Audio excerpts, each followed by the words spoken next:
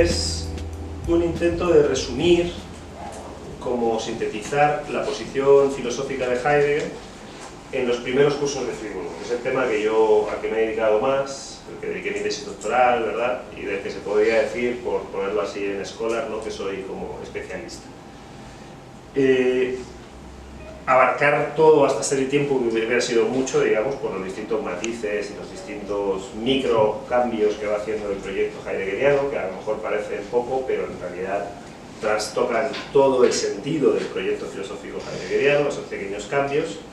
Así que me voy a basar en lo que se conoce como el joven Heidegger, ¿no?, con los primeros cursos friburgueses, es decir, los que él dicta entre el año 19 y el 23, o mejor dicho, los que se publican, porque hay algunos un poquito antes que simplemente no fueron recogidos, porque el propio Heidegger consideraba que todavía no eran representativos de su pensamiento en la Gesamtausgabe, ¿no?, en la edición integral de las obras de Heidegger. Parto sin más, porque tengo un texto larguito, no sé si nos podemos explayar, ¿no? Tenemos tiempo, ¿verdad? Sí. Y luego, o incluso mientras, si algo se hace poco comprensible, con mucho gusto me pueden interrumpir y preguntar. Sí.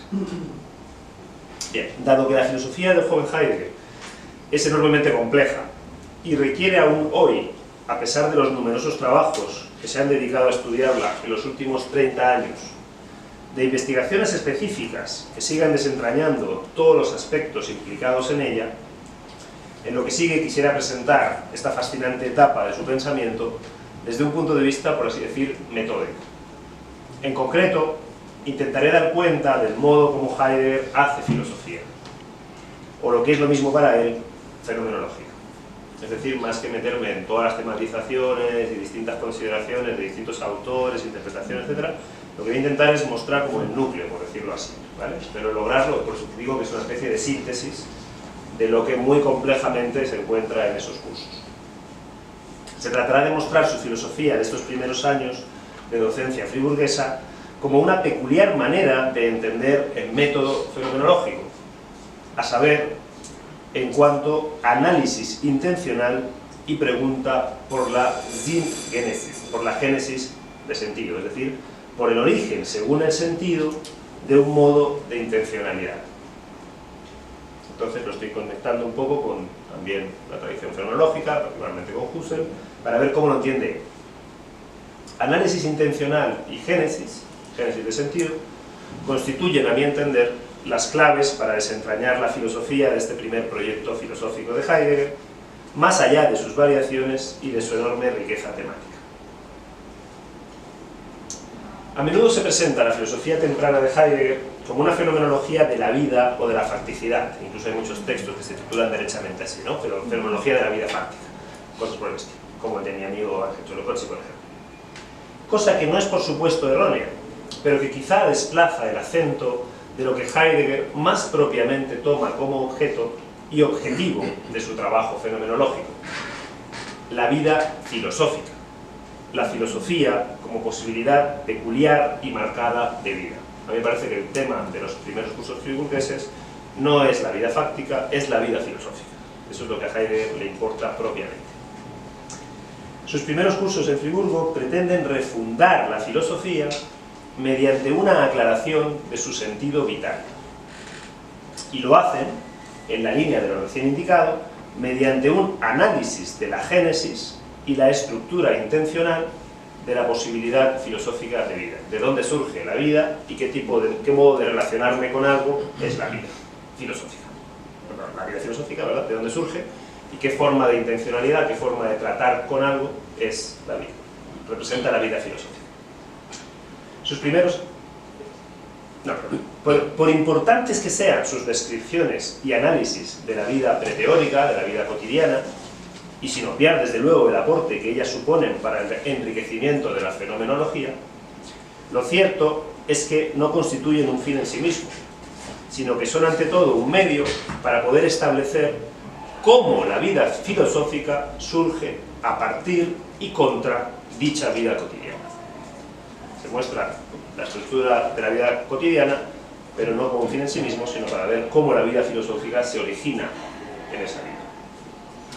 Por decirlo con palabras del curso de 1919-20, que ustedes, según me consta, han estado estudiando, ¿verdad?, por lo menos algunos de ustedes, Heidegger no está interesado en llevar a cabo una fenomenología de la vida en sí, ¿verdad?, sino en establecer cuál es el, cito, origen de la vida en y para sí. Esa es una expresión de ese curso, que si lo han estado trabajando la habrán encontrado inmediatamente en la primera página, ¿verdad? ¿Cuál es el origen de la vida en y para sí? Esto es, de la vida autotransparente, que Heidegger identifica con la vida filosófica. La pregunta que guía su investigación es la siguiente: ¿cómo surge, a partir de la vida cotidiana y opaca que por lo general vivimos, una posibilidad de vida como la filosófica, que consiste justamente en una radical autotransparentación del vivir en sus diversas posibilidades? Esa sería la pregunta, me parece. Se podría afirmar, según esto, que todo el trabajo del joven Heidegger posee un carácter metafilosófico, pues su tema por antonomasia es la propia filosofía, como indica claramente en las primeras palabras del curso recién mencionado. Ese curso se inicia diciendo que el problema fundamental de la fenomenología es la fenomenología misma, es la fenomenología para sí misma, como recordarán. Pero cabe señalar que no lo es, que no es metafilosófica, a la manera de una reflexión formal sobre la filosofía que existe de hecho, o sobre una idea de filosofía o un programa filosófico, sino que se trata, una vez más, de un análisis del filosofar en lo que respecta a su génesis y a su modo de vida intencional. De ahí que suponga, a su vez, análisis concretos, primero, acerca de la vida cotidiana a partir de la cual surge el filosofar; segundo, análisis de modos de tematización afines y sin embargo contrarios a su sentido, al sentido de la filosofía, como por ejemplo las ciencias o las cosmovisiones, ¿verdad?, dos de los grandes interlocutores con los que Heidegger está midiendo la posibilidad y la idea de filosofía en los primeros cursos. Tercero, análisis de filosofías de su tiempo en las que de alguna manera parece apuntarse también al sentido del filosofar, como el neokantismo, Dictate, etc., ¿verdad? Y cuarto, análisis de filosofías pasadas o de fenómenos históricos relevantes, como por ejemplo el cristianismo de San Pablo, de San Agustín o de los místicos, la frónesis aristotélica, ¿verdad?, que juegan un papel en la posibilidad de aclarar cuál es el sentido de la filosofía. Por eso Heidegger hace todo esto en los primeros cursos friburgueses, hace todas esas distintas cosas. A fin de esclarecer la posibilidad filosófica de vida en su estructura intencional y en su génesis, es necesario para Heidegger partir con un análisis del ámbito en que dicha posibilidad filosófica de vida irrumpe, es decir, se origina, y de la manera de vivir que es propia de dicho ámbito, es decir, de la cotidianidad. Se tratará de analizar la vida prefilosófica en cuanto a un modo de experienciar y de ser, es decir, en cuanto a una peculiar estructura intencional. Tenemos que ver cómo tratamos con las cosas en la vida cotidiana, en la vida prefilosófica. La tarea fenomenológica, por tanto, deberá ponerse en marcha llevando a cabo un análisis de la estructura de la vida fáctica. El trabajo que Heidegger realiza en esta dirección presenta por ello una clara cercanía con las pretensiones de Dictate o de las filosofías vitalistas, ¿no? Y por eso muchas veces se pone el acento ahí, como si Heidegger estuviera haciendo una filosofía de la vida al estilo de las que hicieron, qué sé yo, Bergson, Simmel o el propio Dictate. Y lo que yo digo es que eso es un medio para mostrar la estructura intencional de esa vida, pero sobre todo para mostrar cómo la filosofía se origina en ella. Agua no habrá por casualidad, ¿verdad? Agua Puede ser. ¿Ya traigo? Sí, puede ser. Sí, porque voy a hablar un rato y a este volumen creo que la voy a necesitar. Gracias. Se trata entonces de mostrar qué estructura fundamental posee dicha vida y qué conceptos o categorías, como las llama Heidegger, de la mano de Dictate también, por cierto, surgen del análisis de esta estructura. ¿Qué estructura fundamental tiene la vida fáctica? Haciendo esto, Heidegger estará en condiciones de examinar aquello que propiamente le interesa, a saber, de qué manera podría surgir la vida filosófica de una vida fáctica como la que se acaba de describir, ¿no? En sus primeros cursos, Heidegger se refiere a la estructura de la vida en términos de motivaciones y tendencias. Estos son dos conceptos clave. del joven Heidegger, ¿vale? Que además están todo el rato traspasando sus distintos cursos y a los que no se les ha prestado, creo yo, suficiente atención. Que por cierto no son conceptos exclusivos de Heidegger, los usa Husserl, los usa Erich Stein, etc., ¿no? El propio Dilthey. Esta forma de análisis, saber analizar la vida en términos de motivaciones y tendencias, permite entender la vida en términos históricos, como un entramado de motivos y tendencias que se entrelazan formando un tejido. Además, permite entender el vivir también desde el punto de vista de la movilidad. Un motivo da lugar a una tendencia, esa tendencia se convierte en un nuevo motivo. En el curso que ustedes estudiaron, Heidegger llama a eso, si se acuerdan, ¿no?, la autosuficiencia de la vida, ¿no? El modo como motivos y tendencias se entrelazan sin necesitar algo externo a la propia vida. Es decir, hay una movilidad. Se permite ver el vivir como un movimiento impulsado por algo, motivo, lo que mueve, ¿verdad? Y además, en dirección a algo y con ciertas pretensiones, tendencias. ¿Sí? Luego les explico esto mejor, ¿eh? Ya no se preocupen si suena un poquito abstracto todavía. Por ambas razones, y en la medida en que se muestra la vida como una movilidad en la que se generan posibilidades, los conceptos de motivo y tendencia ocupan un lugar importante también al considerar la vida en términos genéticos, ¿no? ¿Qué motivo impulsa al filosofar?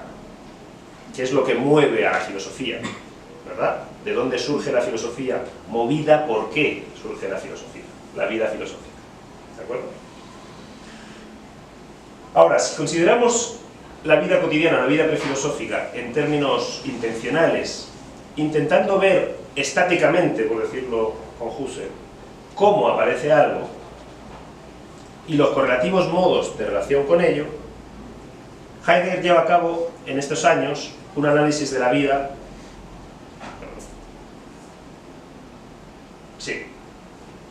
en términos de totalidad de sentido, de la que pueden distinguirse diversas direcciones de sentido. Es decir, si queremos ver ahora la estructura intencional de la vida cotidiana, ¿qué hace Heidegger para determinar algo así? ¿Cómo lo hace Heidegger? Lo hace en términos de direcciones de sentido. Sentido de contenido, sentido de ejecución, sentido de relación, perdón, sentido de ejecución. Entro en ello. Este modo de analizar las formas de vida, las formas de intencionalidad, distinguiendo en ellos lo que Heidegger denomina su, cito, sentido de contenido, de relación y de ejecución, aparece por primera vez al final justamente del curso que ustedes han estudiado también, es decir, que yo traduje, es decir, del 19-20, el volumen 58 de la de Santa Osgave, ¿no? A partir de ese momento se vuelve central en el trabajo fenomenológico de Heidegger e incluso recibe algunas modificaciones que lo amplían, a partir del curso de 1921 y del llamado Informe Nator, al introducir además el sentido de temporización, Zeitungssinn, ¿verdad?, y también el Verwahrungssinn, el sentido de custodia, se podría traducir algo así. Es difícil esta traducción. Heidegger mismo se refiere a todos estos aspectos como configuradores de la intencionalidad plena de cualquier modo de vida. El Informe Nator los llama exactamente así, ¿no? La intencionalidad plena, es decir, sentido de contenido, de relación, de ejecución, de temporización y de custodia. Este patrón de análisis intencional del vivir como un entramado de direcciones de sentido opera ya plenamente en el curso titulado Fenomenología de la Intuición y la Expresión, que es del semestre de verano del año 20, el volumen 59, ¿verdad?, de la hora completa. En él se mantiene la pregunta directriz de estos primeros cursos friburgueses acerca del carácter de la filosofía, qué es la filosofía y cómo surge, ¿verdad? Y al igual que en el curso anterior, que es el que acabamos de hablar, ¿no?, el que yo traduje, que ustedes han estado trabajando, se vuelve a intentar responder dicha pregunta buscando justamente un motivo que haga surgir a la filosofía del ámbito en el que se encuentra por lo general y casi siempre la vida, es decir, la experiencia fáctica que es propia de la cotidianidad. Se busca un motivo, qué es lo que mueve a romper con la forma de vida habitual y pasar a un modo de vida que pretende ser plenamente autotransparente, como es la filosofía, ¿vale? ¿Qué permite algo así? ¿Cómo se genera esa posibilidad de vida? ¿Qué mueve a él? ¿Cuál es el motivo? Y el motivo que empieza a identificar Heidegger ya en este curso y a desarrollar, es decir, aquello que movería a que el filosofar irrumpiera en las formas habituales de relacionarse con algo, no es otro que lo histórico. Heidegger identifica ya lo histórico, la historicidad, como lo que mueve al filosofar, lo que conduce a romper con el modo cotidiano, más o menos obvio, en el que solemos vivir. Y concretamente, la inquietud frente a lo histórico. Eso lo veremos más adelante desarrollado, ¿vale? Lo dejo aquí dicho. ¿Qué pasa? Que en el curso este del volumen 59, el curso del semestre de verano de 1920, Heidegger considera que si es la historia lo que parece inquietar al filosofar, él se da cuenta que también la historia es lo que subyace en las distintas filosofías de su época, lo que parece ser el problema al que se enfrentan las distintas filosofías de su época de modos inadecuados, a menudo, pero que se parece ser la cuestión, ¿no? En Tilta y claramente, pero también en el neokantismo, etc. En Spengler, al que le da muchos palos en estos cursos.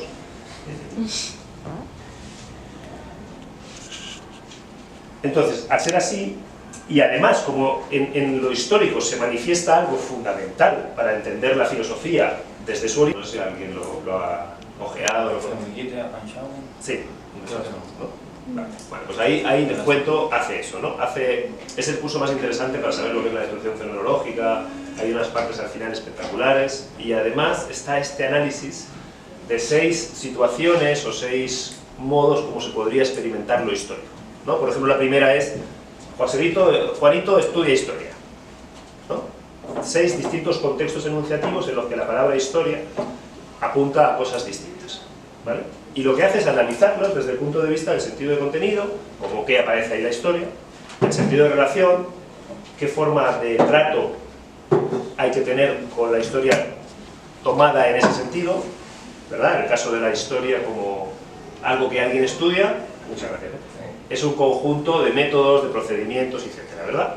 Y el sentido de ejecución, que como veremos tiene que ver con hasta qué punto está más o menos explícito mi propio mundo del sí mismo. O para decir algo así tengo que más bien dejarlo de lado, ¿no? Por ejemplo, para aprender ciertos métodos históricos, yo más bien debo aprender cómo se trabaja en historia y dejar de lado esa inquietud que debe existir siempre por sí mismo. Ya lo veremos después. Les contaba un poco el contexto para que eso es, ¿no?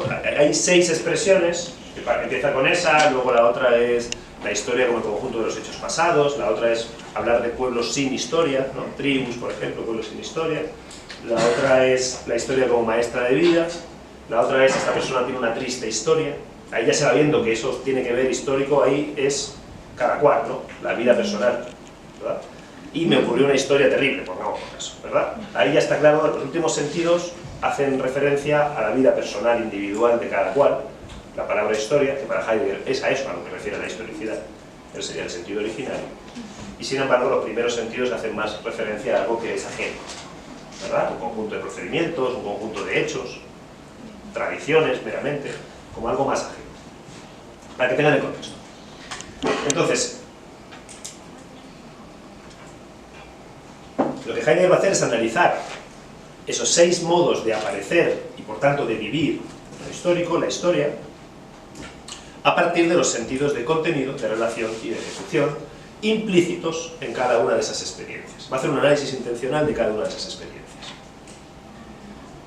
Explicitar estas experiencias según el modo como se articulan estos sentidos, relación, ejecución y contenido, es para Heidegger lo que permitirá comprenderlas, dado que con esa articulación, dice Heidegger, se lograría mostrar su logos. Así lo llama Heidegger, ¿no? Fenomenología sería mostrar el logos de los fenómenos. Eso lo dice en el curso de Introducción a la Fenomenología de la Religión, que no sé si está traducido, a lo mejor lo han leído, hay un momento en que explicita esto así. Es decir, mostrar esta estructura intencional. Tenemos entonces, digo, que en toda experiencia, ahora voy a explicar un poco qué es eso de sentido de contenido, relación y ejecución, ¿vale?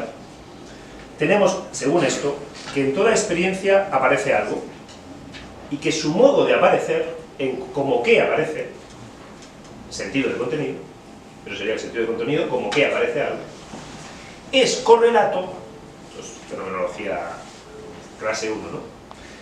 De un modo de relacionarse con ello. Ese sería el sentido de relación, por eso yo lo traduzco como sentido de relación y no de referencia, eso de Bezuzi. que haya una relación viva, digamos, ¿no? Y en especial es correlato de la manera como se vive y se lleva a cabo esa relación, sentido de ejecución, ¿vale? Vollzugsinn. La vida tendría siempre esta estructura, por más que sea característico de la experiencia habitual, el estar centrada en aquello con lo que nos ocupamos, en lo que aparece, y por tanto dejar en segundo plano los demás aspectos. Hay una centralidad del sentido de contenido, por decirlo así. Y esa centralidad del contenido lleva a afirmar a Heidegger, cito, que lo propio de la experiencia fáctica de la vida es que el cómo yo me sitúe respecto a las cosas, el modo de experienciar, no sea ello mismo coexperiencial. Estamos más bien fijándonos en lo que estamos y no tanto en el tipo de relación que estamos estableciendo con ello y el tipo de relación que estamos estableciendo con nosotros mismos al relacionarnos así con ello, ¿vale? Sino que simplemente estamos en una cosa, en otra, en otra. Entonces, el procedimiento metódico que permite comprender los fenómenos vitales consistirá, por tanto, en quebrar esta centralidad del contenido e interrogar por la estructura intencional plena, que lleva a que algo aparezca como lo hace. ¿Sí? Es decir, la estructura intencional plena, no solamente el sentido de contenido, sino su entreveración con un sentido de relación y un sentido de ejecución. Así pues, el modo como comparece lo histórico, sentido de contenido, es correlato de un cierto modo de acceder y relacionarse, de habérselas con ello, de vivirlo y de tratar, sentido de relación. Por consiguiente, la forma concreta como algo aparece estaría ligada a un modo de acceso, a una forma de relación y por ende a la puesta en marcha de ciertas posibilidades de trato.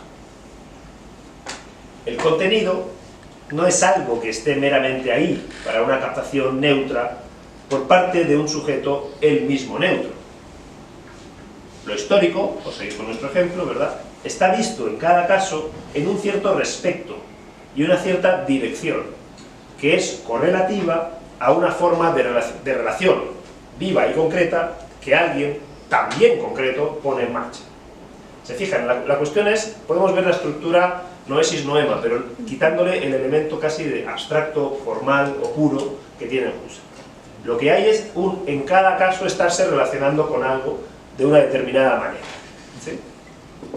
Lo histórico, por ejemplo, cuando él dice que los pueblos, tal pueblo no tiene historia, se da cuenta que ahí con historia lo que se está refiriendo es a un cultivo del pasado tal que forma un horizonte desde el cual vivimos hoy, ¿vale? Una tradición. ¿Sí? Entonces, el modo como nosotros nos relacionamos con lo histórico, en tanto que tradición, es distinto que el modo como nos relacionamos con lo histórico en tanto que mi propio existir que se está jugando en cada caso. O que el conjunto de hechos que cierta ciencia nos ha dado. ¿Se fijan? Es muy distinta la manera como estamos en cada una de esas situaciones. Eso es lo que a Heidegger le interesa. No cambia solo el contenido. No es que aquí tengo un conjunto de métodos, aquí toda una serie de datos y aquí unas tradiciones. Por supuesto, eso es así. Pero eso va de la mano, correlativamente, de distintas maneras de estar en ello. ¿Se fijan? Y esas maneras de estar no son neutras, son específicas. Es en cada caso mi propio vivir el que está en juego en cada momento de esos.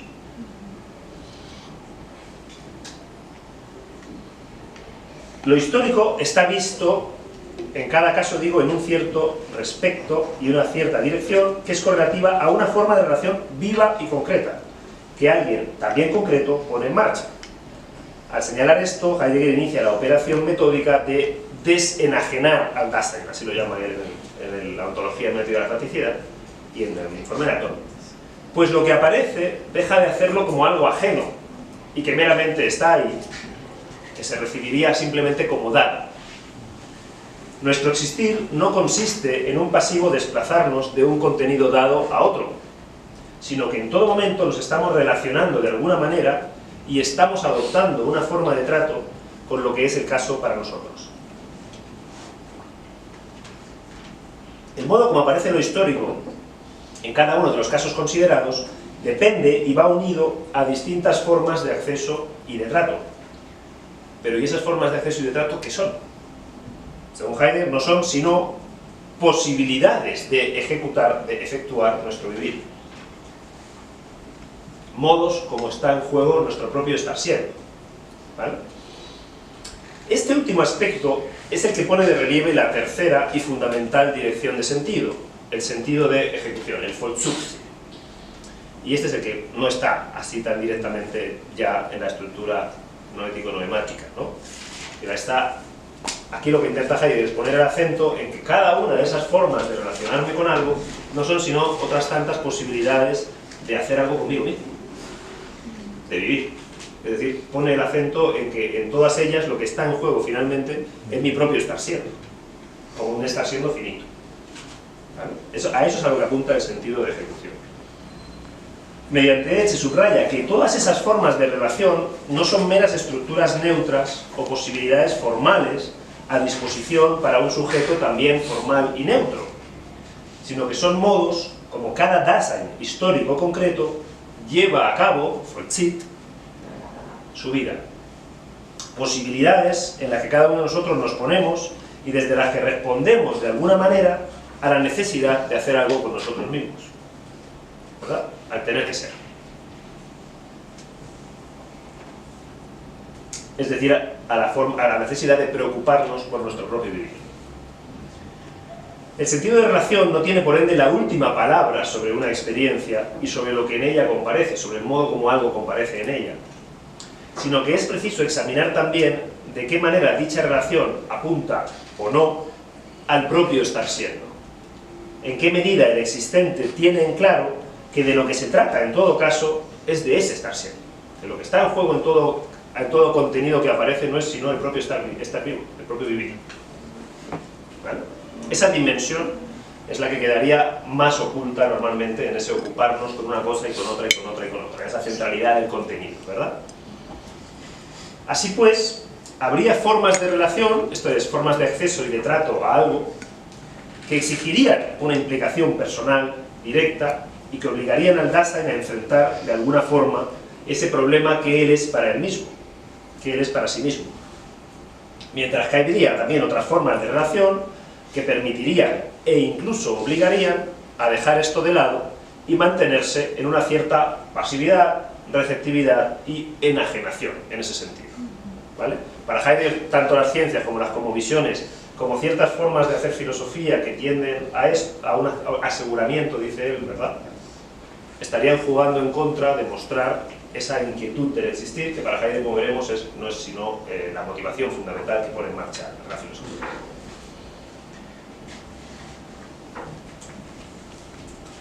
Heidegger hace un uso diverso y profuso en estos cursos de este método de análisis fenomenológico. Esto, por cierto, está mal que lo diga, pero esto no lo van a encontrar en casi ningún intérprete. Los tipos esto lo pasan así como si no fuera importante, y esto es lo más importante del joven Heidegger. Hace un uso profuso y diverso de este método de análisis fenomenológico en los cursos siguientes. Cuando él destruye una posición, no hace sino analizarla desde este punto de vista. ¿Vale? La destrucción siempre funciona con este patrón de análisis. Especialmente, digo que hace un uso profuso, especialmente a la hora de llevar a cabo la destrucción y crítica de otras filosofías, o la caracterización de la situación desde la que llevan a cabo sus escritos tanto San Pablo como San Agustín. Estoy haciendo referencia a los cursos, que si los conocen les hace sentido lo que digo y si no, no, pero créanme, digamos, o sea, eso está funcionando en los distintos cursos de distintas maneras. En el ya mencionado curso del semestre de invierno de 1921-22, subtitulado Introducción a la investigación fenomenológica, el volumen 61 de la obra integral, Heidegger utiliza ese patrón de análisis para llevar a cabo un examen de la experiencia fáctica de la vida con el fin de obtener categorías fundamentales que determinen dicho modo de vida según su sentido de contenido y de relación. ¿Vale? Hemos dicho que Heidegger lo que interesa es ver cómo se genera la filosofía a partir de la vida fáctica cotidiana. Lo siguiente que he hecho ha sido mostrar cómo va a analizar los fenómenos en general, cuál es el modo como hace análisis intencional. Sentido de contenido, relación y ejecución, ¿verdad? He intentado mostrar en qué consiste eso y ahora vuelvo al hilo principal de la charla. Es decir, vamos a ver cómo Heidegger analiza la vida cotidiana desde el punto de vista del sentido de contenido y desde el punto de vista del sentido de relación, ¿verdad?, para ver cómo surge en esa vida cotidiana una posibilidad de vida como la filosófica. La categoría fundamental de la experiencia fáctica según su sentido de contenido, si analizamos la experiencia fáctica desde el punto de vista del sentido de contenido, como que aparecen las cosas ahí, ¿verdad?, como que aparece algo en la vida cotidiana, eso es el sentido de contenido, es para Heidegger esa categoría fundamental que expresaría el modo como aparecen las cosas en la vida cotidiana, es mundo, ¿vale?, la categoría de mundo, tan famosa, ¿verdad? Este concepto es sin duda uno de los más conocidos y comentados de la filosofía de Heidegger, los primeros capítulos también desde el tiempo, ¿verdad?, por lo que no me detendré a desarrollarlo aquí en detalle. Voy a decir algunas cosas en todo caso, ¿eh? Tan solo quisiera dejar claro que Heidegger llega a esta categoría tan conocida y comentada por la vía que se ha mostrado anteriormente, es decir, mediante un análisis del vivir fáctico en lo que respecta a su sentido de contenido. Así pues, se trata de un concepto fundamental, que no mienta tal o cual contenido de experiencia, sino el modo como aparece cualquier cosa en esa forma de vivir que es la vida cotidiana. Esta, la vida cotidiana, se caracteriza, en efecto, por la familiaridad y comprensibilidad de aquello que aparece, ¿verdad? Estamos en contextos que nos resultan familiares. Esto es por su significatividad, por decirlo con el concepto que Heidegger acuña en estos cursos, ¿verdad? De hecho, el propio Heidegger aclara que este concepto de significatividad, importante también hasta en los años de Ser y Tiempo, no es sino, cito, una determinación categorial del mundo, de la categoría del mundo. Esto es, una aclaración más precisa de lo que el mismo concepto del mundo indica. Significatividad es otra forma de decir a qué me refiero cuando digo que lo que vivimos tiene carácter mundano, ¿sí? Me refiero a que podemos vivir en ello, nos sentimos en casa en ello, ¿verdad? Eso significa. Y tiene una connotación que Heidegger aquí no la dice, pero lo va a decir después, también un poco cristiana, mundano en el sentido de aquello en lo que andamos perdidos, ¿no? Aquello en lo que andamos dispersos, ¿vale? Y justamente andamos dispersos en ello porque podemos estar en ellos cómodamente, familiarmente. No nos genera mayor problema, y los problemas que nos generan los resolvemos en el mismo estilo mundano, con la autosuficiencia, como dice en el curso este del volumen 58. Lo experimentado de la experiencia fáctica de la vida, lo vivido, puede ser analizado distinguiendo en él entre elementos mundanos que en la misma experiencia fáctica de la vida por lo general no se distinguen ni se destacan especialmente. Heidegger diferencia en este sentido entre el mundo circundante, ¿verdad? Todo lo que aparece, aparece como mundo, es decir, como significatividad, como familiaridad, como ya sabiendo a qué atenernos con ello, etc. Pero luego Heidegger va a hacer distinciones, no porque aparezca distinto en la experiencia cotidiana, pero sino porque fenomenológicamente resulta relevante hacer estas distinciones. Entonces distingue entre el mundo circundante, la Umwelt, el mundo compartido, o Mitwelt, y el mundo del sí mismo, o Selbstwelt. No se trata, por tanto, de regiones de cosas, ni en general de aspectos que sean vividos de un modo teórico y ni siquiera tematizados. Al hablar de mundo circundante, Heidegger no se refiere a la naturaleza, y menos en un sentido, digamos, físico, científico, sino cito a paisajes, parajes, ciudades, desiertos, también a nuestra casa, el lugar de residencia, el pueblo, la ciudad. Aparte de este Umwelt, de este mundo circundante, tenemos también, y a la vez, experiencia de un mundo compartido, esto es de, cito, otras personas en una determinada caracterización fáctica, como estudiante, docente, pariente, jefe, y no como ejemplar de la especie Homo sapiens, no de una manera así como neutralizada, abstracta, teórica ya, sino en sus roles mundanos, por decirlo así.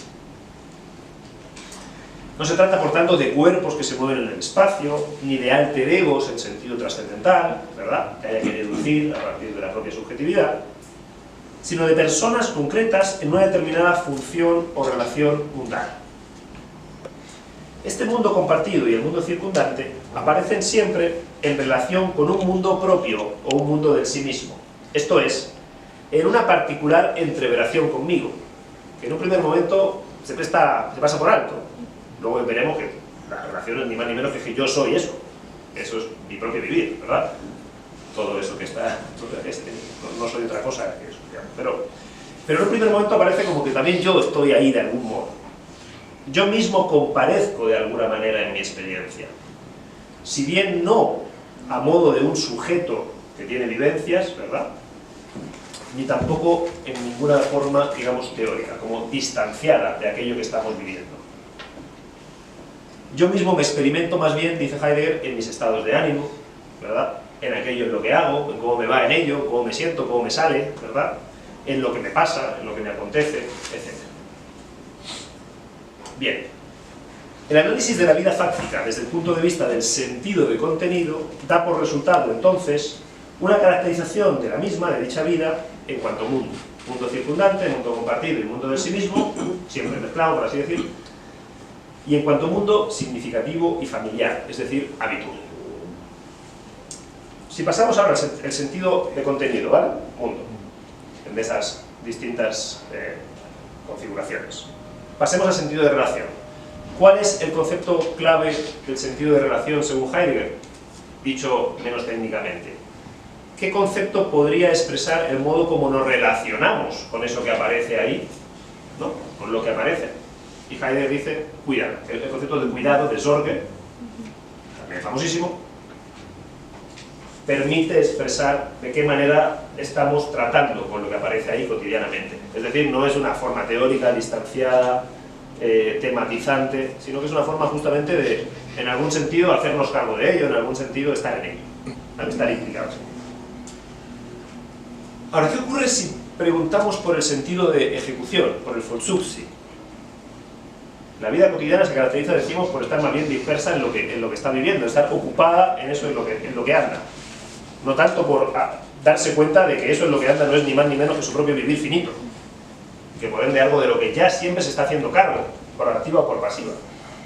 La vida cotidiana, se caracteriza más bien por eso no verlo, sino más bien centrarse en lo que va pasando, en los contenidos.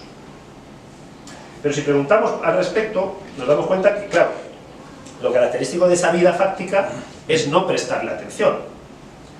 Pero en el caso de que alguien no se fije primariamente en lo que aparece, ni en la manera como nos ocupamos de eso, de lo que aparece, sino en el hecho de que en cualquier experiencia de lo que se trata finalmente es de la ejecución de la propia vida, es el propio vivir el que está jugándose en cualquier experiencia, entonces se abre la posibilidad de lo que Heidegger denomina una vida propiamente existente.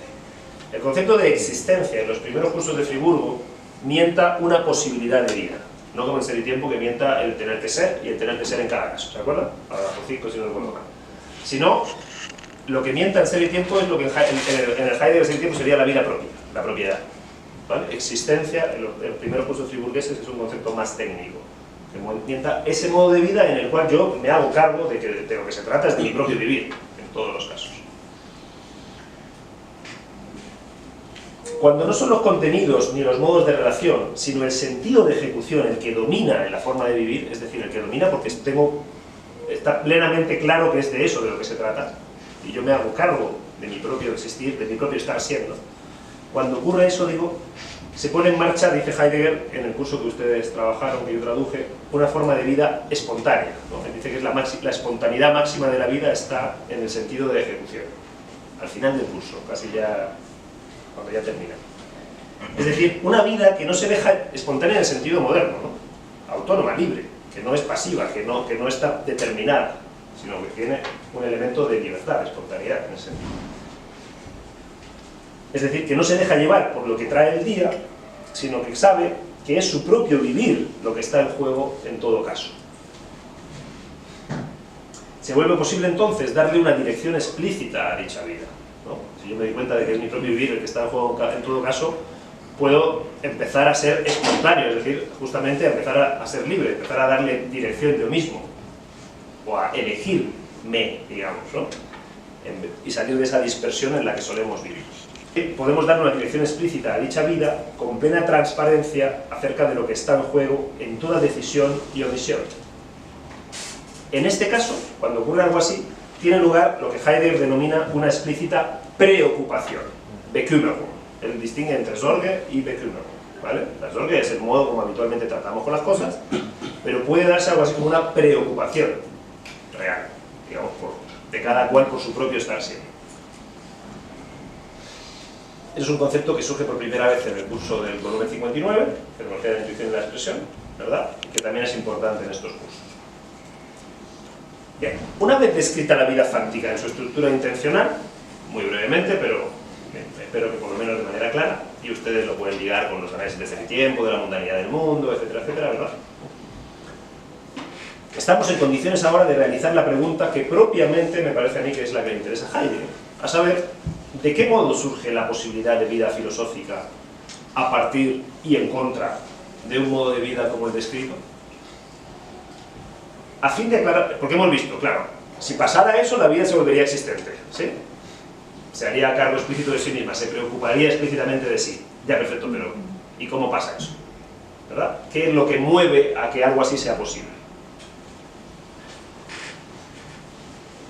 ¿Cuál es el origen de la vida en y para sí? Por decirlo con los términos del curso este que ustedes trabajan.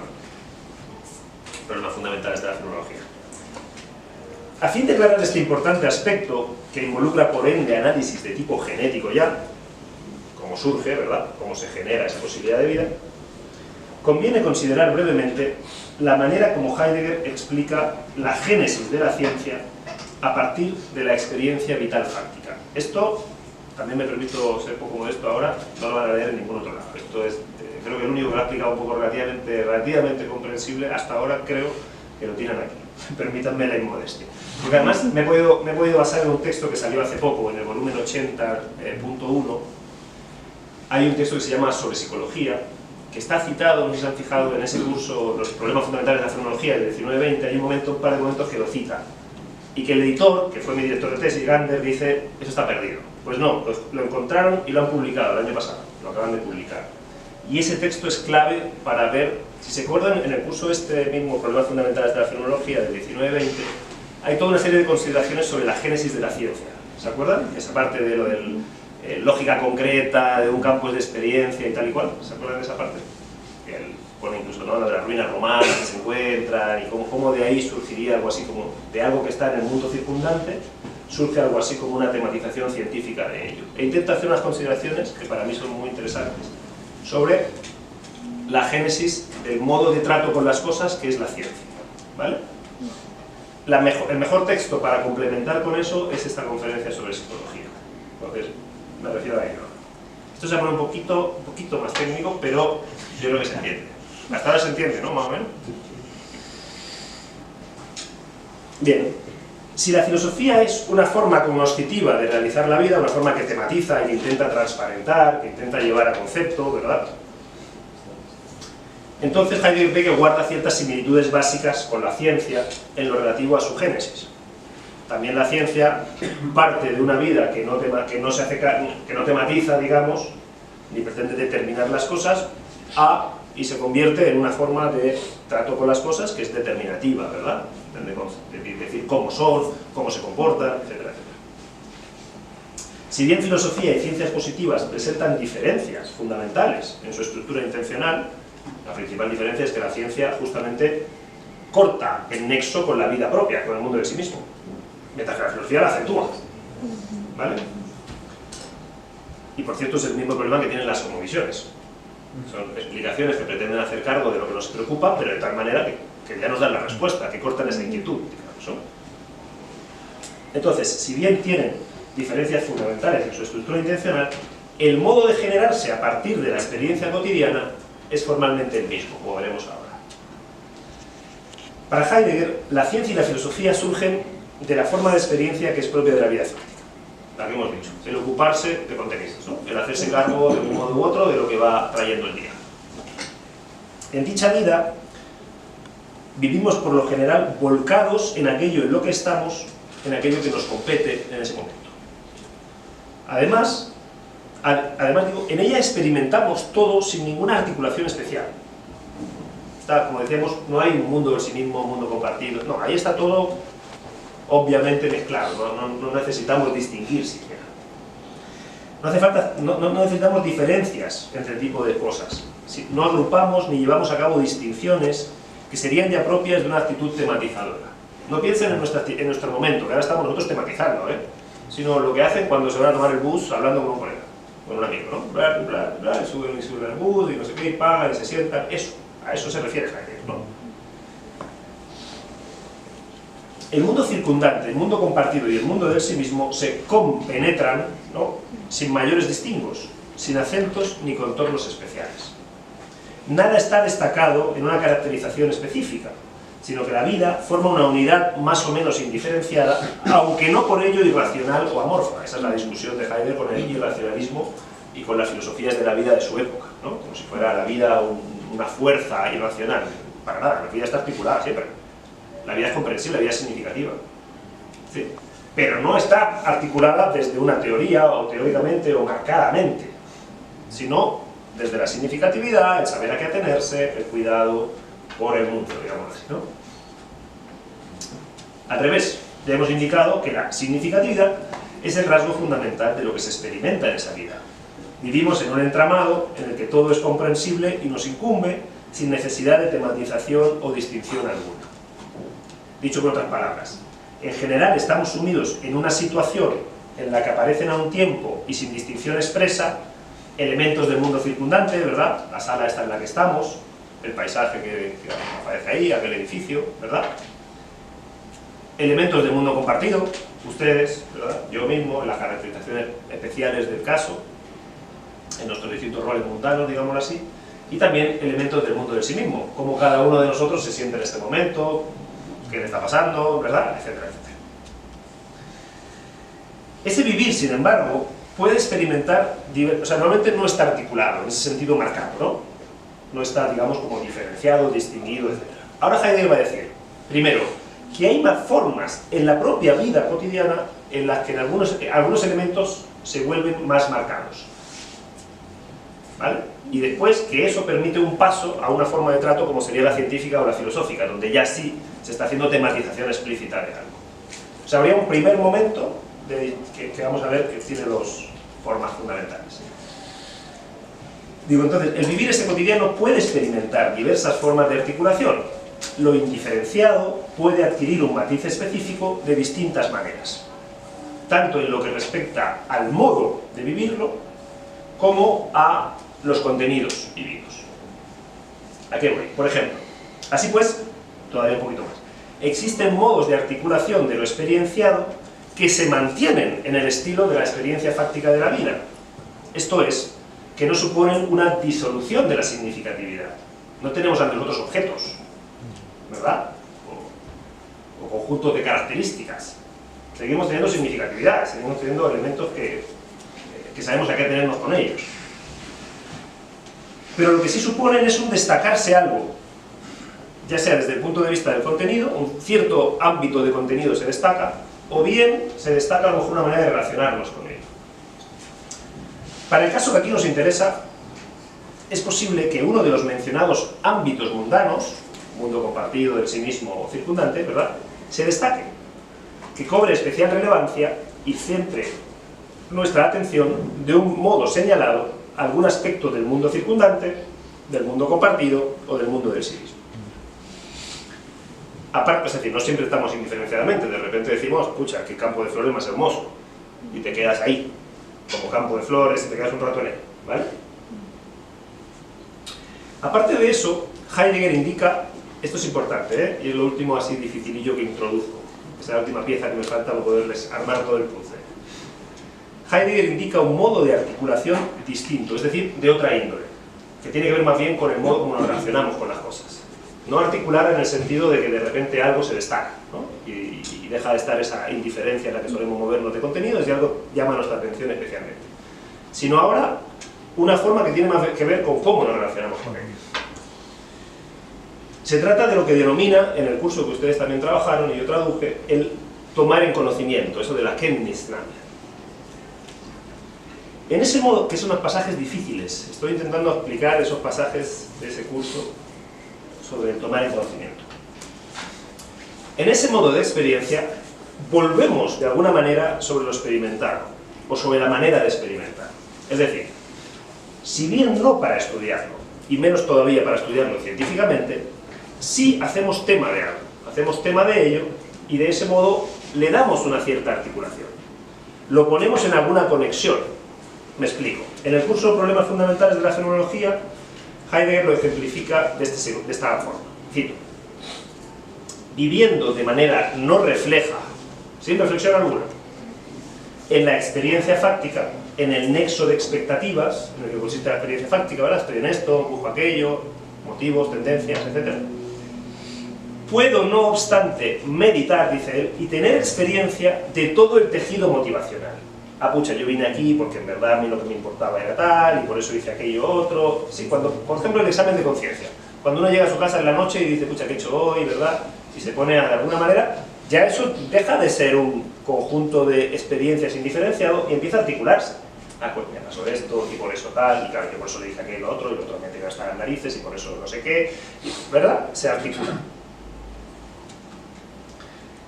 Es decir, estamos en él de alguna manera reflexivamente. Pasamos de vivirlo a de alguna manera tenerlo a la vista.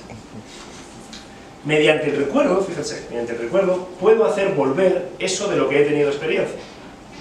Puedo estar interesado en ello y, por así decir, tomarlo en conocimiento. Eso es lo de la Kenntnis, ¿vale? Puedo como, no en conocimiento científico, sino como intentar explicitarme qué me ha pasado hoy, qué me pasó, por qué yo con esta persona me llevo como me llevo, qué pasó ya, lo que pasa aquel día, era que, ¿no? Y articulo.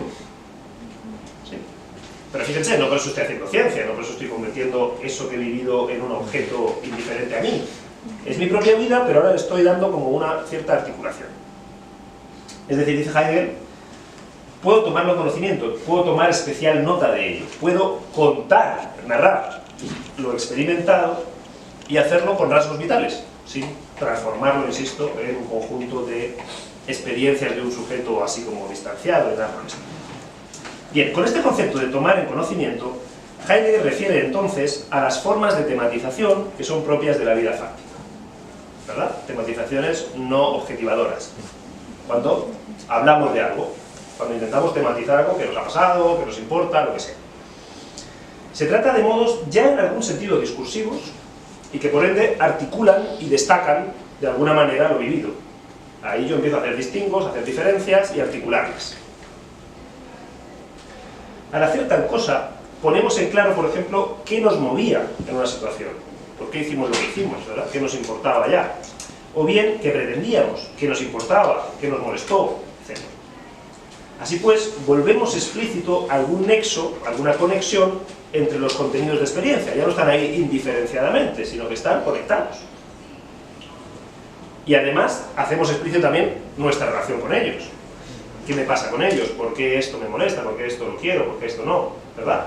El mundo del sí mismo adquiere una visibilidad que no tenía en esa forma más indiferenciada de vivir. Dicho en palabras de Heidegger, el tejido motivacional de la vida se vuelve apreciable de alguna manera. Bien, juntemos ahora las dos cosas. Por un lado, es posible que la experiencia práctica de la vida se articule a partir de un tipo de contenido mundano. Esto es, que se destaque algo del mundo circundante, el compartido o el mundo de sí mismo, saliendo de la habitual indiferencia en que esos contenidos son vividos. Además, y por otro lado, dicho contenido destacado puede ser tomado en conocimiento, esto es, puede ser tematizado de alguna manera. ¿Vale? Cuando estas dos formas de articulación se dan conjuntamente, cuando yo me pongo a tematizar un campo concreto, un ámbito concreto, ¿verdad? Algo que he destacado del resto, y me pongo a tematizarlo, fíjense, ahí estamos empezando ya a algo así como pensar, querer saber de, ¿verdad? Estamos empezando a hacernos cuestiones fundamentales al respecto de algo concreto. ¿Sí? Bien, cuando eso pasa, dice Heidegger, tiene lugar lo que Heidegger denomina una experiencia fundamental. Esto es un término técnico, que también es importantísimo en estos primeros cursos, y que nadie explica.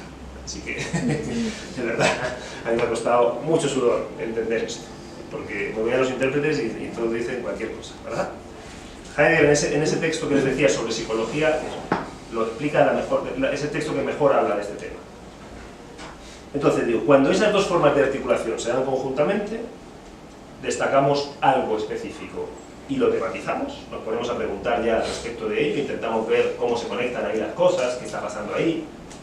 Ahí tenemos una experiencia fundamental, eso se llama Heidegger una experiencia fundamental. Una experiencia fundamental de eso destacable, ¿vale? Dicho de otra manera, en ese caso tendríamos por primera vez algo así como la tematización de un campo de experiencia, de un ámbito, de un segmento del contenido vital fáctico ya distinguido, ¿verdad? Lo que estaba diferenciado está puesto de relieve. Por más ateórico que resulte este modo de tematizar, y de hecho lo resulta, no es que esté tematizando, utilizando un método o algo por el estilo, lo cierto es que ya encontramos en él delimitado y experimentado de alguna manera lo que Heidegger denomina un mundo de experiencia. Dejemos eso aparece en el curso que ustedes trabajaron, pero dejémoslo acá. Así, por ejemplo, voy a poner un ejemplo. Es posible, manteniéndose en el estilo de la vida cotidiana, significativa, hacer tema y diferenciar como tal un sector del mundo circundante. Por ejemplo, las ciudades, los bosques, los ríos, los árboles, las piedras. ¿Se fijan que aquí está empezando a configurarse algo así como lo que serán los temas de las ciencias? O bien del mundo compartido. Familias, grupos políticos, grupos religiosos, ¿verdad? Relaciones laborales, etnias, tal o cual personalidad relevante, una biografía, ¿verdad? Etcétera. También tenemos ahí sociología, antropología, etnología, ¿verdad? O bien del mundo del sí mismo, los estados de ánimo, las preocupaciones, los proyectos, los ideales de vida, es decir, algo que tiene que ver con nosotros en algún sentido. Así pues, aquí tendríamos por primera vez la base temática diferenciada que puede convertirse en el campo de estudio de una ciencia. Bueno, para Heidegger, esa experiencia fundamental que hemos dicho, es decir, una cierta manera de destacar un ámbito y de hacerse cargo de él, esa experiencia fundamental, dice Heidegger, es el motivo que pone en marcha la tendencia a saber de dicho mundo. Tenemos eso y a partir de ahí hay algo así como la posibilidad de preguntarse al respecto, de querer saber de qué se trata eso, qué pasa ahí, cómo es eso, ¿verdad? De querer tener conocimiento al respecto, ya no meramente tematizarlo, sino querer llegar a saber al respecto.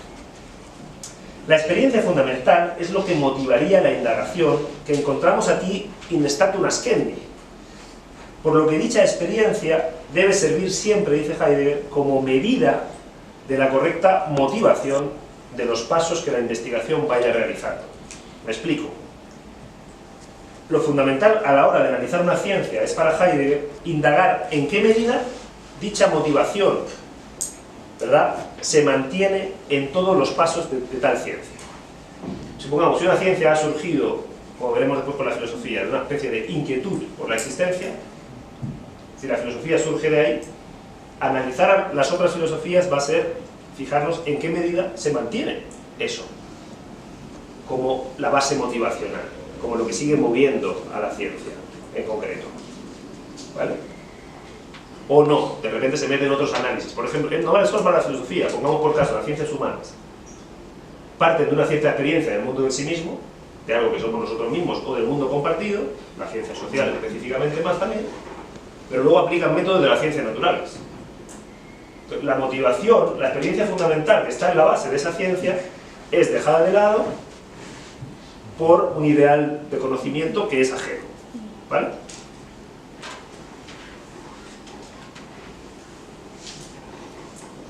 La delimitación del mundo de experiencia que tiene lugar mediante esa experiencia fundamental debe servir de base y no verse, por así decir, traicionada en la marcha de la investigación. La investigación no puede traicionar su origen, por decirlo de alguna manera, ¿vale? El primer paso importante que se lleva a cabo en dicha marcha, según Heidegger, es formar un campo temático, tener algo así ya como un campo de investigación, ¿no? La delimitación del contenido del que se va a hacer cargo esa ciencia.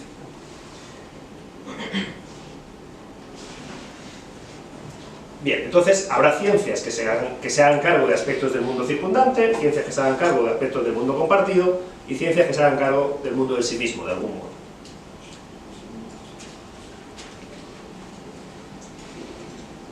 Bien, para Heidegger, para ir yendo al punto clave, tanto la psicología, como la filosofía, se basan en una experiencia fundamental del mundo del sí mismo. Se hacen cargo de lo que cada uno de nosotros somos. ¿Vale?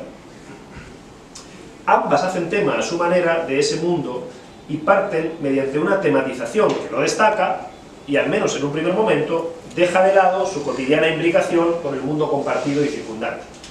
Destacamos el mundo del sí mismo, intentamos investigarlo en él mismo, entenderlo, comprenderlo en él mismo. Así pues, ambas serían indagaciones que el ser humano emprende acerca de sí mismo. La filosofía, en concreto, estaría marcada por una experiencia preteórica fundamental que funciona como motivo de toda la indagación. Es lo que pone en marcha la indagación toda. En efecto, dice Heidegger, la filosofía está dominada por completo, está durchherrscht, por una experiencia fundamental que se renueva constantemente. A fin de lo que ocurre en otras ciencias, cuya marcha va dejando de lado el carácter fáctico de la experiencia a partir de la cual ellas se generaron, las ciencias se generaron, la filosofía consistiría en una radicalización de dicha facticidad. La filosofía, siempre dice Heidegger, es una especie de peculiar forma de salir de la facticidad para volver a ella de una manera mucho más radical, ¿no? Según Heidegger, la filosofía parte de una experiencia fundamental de la vida fáctica como un modo como el Dasein se preocupa de sí mismo. Dicha experiencia, decíamos, tiene la forma de un estar implicado, ser parte, estar afectado por lo allí vivido. Aunque en la vida cotidiana no se preste atención a ello, la experiencia fáctica de la vida se caracteriza por la implicación en primera persona. Lo vivido soy yo mismo. Es mi propio ser el que se juega en todo ello, en todo lo que estoy viviendo. Lo que se juega en cada caso en la vida fáctica es la cuestión acerca de qué vivo y cómo vivo. El problema no teórico en el que se decide constantemente qué y cómo soy. La experiencia fundamental de la que parte la filosofía es justamente eso, la experiencia del mundo del sí mismo como aquello que está siempre en juego en la vida fáctica y a partir de lo cual se define qué y cómo se vive. Por eso dice Heidegger, ese es el origen de la vida en y para sí, en el curso que ustedes trabajaron, ¿no? El mundo del sí mismo. La estructura intencional de la vida, entonces, como qué aparece algo y qué relación establecemos con ello, se revela como dependiente del mundo del sí mismo y de las maneras como este mundo del sí mismo, como cada cual, se haga cargo o no de esa experiencia fundamental que da pie a la filosofía, es decir, del estar siendo, del tener que hacerse cargo de sí mismo, del preocuparse por sí. Dicha experiencia fundamental descubre la vida fáctica como un tener que hacerse cargo de sí mismo en cuanto ser finito que vive en situaciones, esto es, en cuanto ser histórico. Ser histórico quiere decir ser finito, pero ser finito en situaciones heredadas, en posibilidades de vida que ya están ahí, ¿verdad? Etc. En las páginas anteriores adelantamos ya que la historia parecía ser el asunto que inquietaba al filosofar y al que éste respondía. Vemos ahora más claramente en qué sentido lo histórico, comprendido originariamente, es el motivo fundamental del filosofar, es lo que mueve a la filosofía. La filosofía, decimos, se pone en marcha mediante la experiencia que el sí mismo hace de sí, al descubrir que todas sus formas de vida, todos sus modos de relación y ejecución de algún contenido, es decir, toda su forma de intencionalidad, son otras tantas respuestas a esta inquietud fundamental. Son modos como nos hacemos cargo de tener que vivir, como respondemos al tener que ser. Por eso afirma Heidegger, cito, que el sí mismo en la ejecución actual de la experiencia de vida, el sí mismo experienciándose a sí mismo, es la Urwirklichkeit, es la realidad efectiva originaria, primordial, como quieran llamarlo ustedes. El vivir fáctico mismo se revela entonces como un problema, como algo que cada cual tiene que decidir y está decidiendo en todo momento, por activa o por pasiva. La vida se descubre entonces como inquietud, un Google, según afirma Heidegger, haciéndose eco de San Agustín y de Pascal. Entonces, la experiencia fundamental, a partir de la que se originaría la posibilidad filosófica de vida, consiste en una experiencia del mundo del sí mismo en su preocupación de sí como realidad original. Esa sería la experiencia que pondría en marcha la filosofía. Estamos viviendo cotidianamente y de repente nos damos cuenta que de todo eso, de lo que está en juego en todo ello, no es sino nuestro propio vivir, el tener que hacernos cargo de alguna manera, el ver qué hacemos con la vida, si estamos viviéndola propiamente o estamos perdidos. Esa experiencia es la que pone en marcha algo así como una consideración acerca de, bueno, ¿y qué es esto de vivir? Y, ¿verdad? De eso que nos preocupa. Por eso para para Heidegger, perdón, la filosofía se ocupa del Dasein, porque eso es lo que le preocupa al Dasein, digámoslo así. Eso es lo que mueve al filosofar. Voy a ir más largo, voy a ir más rápido, digo, para no... que ya he hablado bastante. Bien, dejo esta parte, no importa. Leo el final, una conclusión y estamos. La filosofía temprana de Heidegger, expuesta en sus primeros cursos friburgueses, permite e incluso reclama numerosos estudios y elucidaciones por la vida. Lo expuesto anteriormente apenas recoge una mínima parte de su enorme complejidad. Sin embargo, me parece que permite entender el modo como Heidegger hace filosofía y la preocupación fundamental que mueve su trabajo en estos años, a saber, dilucidar la posibilidad de vida filosófica en su génesis, a partir de la vida cotidiana, y en su particular forma de transformar la estructura intencional de dicha vida. Normalmente la vida está volcada a los contenidos, la vida filosófica es una vida donde el acento está en el mundo en sí mismo, ¿verdad? Radicalmente en el problemático cómo estoy viviendo, ¿verdad? El vivir más o menos indiferente se transforma de esta manera en una explícita problematización, ¿verdad? Cómo vivimos, que hace tema justamente de la propia vida en cuanto problematicidad. Se tratará de esclarecer el modo de ser que es particular del Dasein y hacerlo con el fin de poner en marcha y mantener en lo posible la forma de existencia despierta y espontánea que se abre paso con esta problematización. Eso de despierta lo dice Heidegger en Ontología Hermenéutica de la Facticidad. Eso dice que para él, según él, eso es el sentido de la hermenéutica, ahí lo empieza a llamar hermenéutica, es generar un modo de ser que es el ser despierto para consigo mismo, ¿vale? Sacar al Dasein de la enajenación en la que se suele encontrar. En los cursos marburgueses y en Ser y Tiempo, Heidegger hará uso de no pocas de las intuiciones ganadas en estos años, si bien en el marco de un proyecto filosófico cuyo carácter general empieza a presentarse de otra manera a partir de 1925 aproximadamente, a saber, como pregunta por el sentido de ser en general, esto es, como ontología fundamental. La principal obra de Heidegger, Ser y Tiempo, fue publicada, circunstancialmente, la verdad, en el momento en que éste entendía de ese modo su proyecto filosófico, por lo que ha marcado la manera como se lee su obra, tanto anterior como posterior. En concreto, ha conllevado una frecuente asimilación del proyecto filosófico de Ser y Tiempo con el de estos primeros cursos friburgueses. A partir de lo expuesto, sin embargo, me parece que queda claro que se trata de proyectos filosóficos no solo parcialmente distintos, sino que apuntan a objetivos, por lo menos en primera instancia, muy diversos. En sus primeros cursos, Heidegger no pretende ontología fundamental alguna, sino una aclaración de la génesis y el sentido existencial de la filosofía en cuanto a radical problematización del propio ser. Muchas gracias.